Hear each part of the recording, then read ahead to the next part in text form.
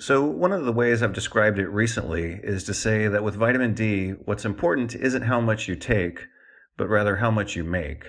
And so when we want to measure that, we then of course have to look at laboratory testing. So let's look at measuring serum 25-hydroxyvitamin D3 in adults.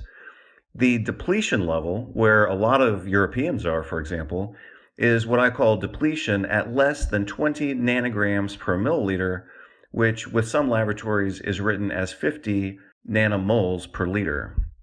So again, depletion of vitamin D is anything less than 20 nanograms per milliliter or less than 50 nanomoles per liter.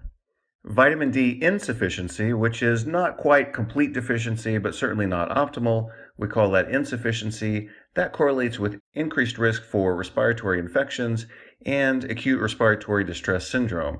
That's anything less than 32 nanograms per milliliter or less than 80 nanomoles per liter. What I describe as marginal sufficiency associated with increased mortality is anything between 30 and 40 nanograms per milliliter or 75 to 100 nanomoles per liter. Getting better but still not quite optimal is what we call sufficiency. So this is more health and less depression and less infections and less inflammatory burden, we might say.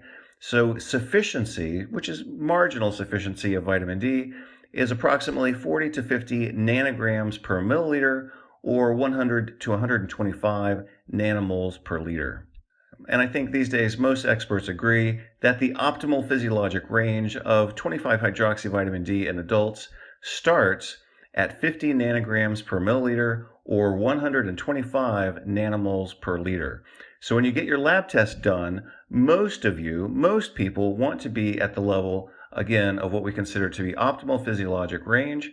This is between 50 and 90 nanograms per milliliter, or also written as 125 to 225 nanomoles per liter.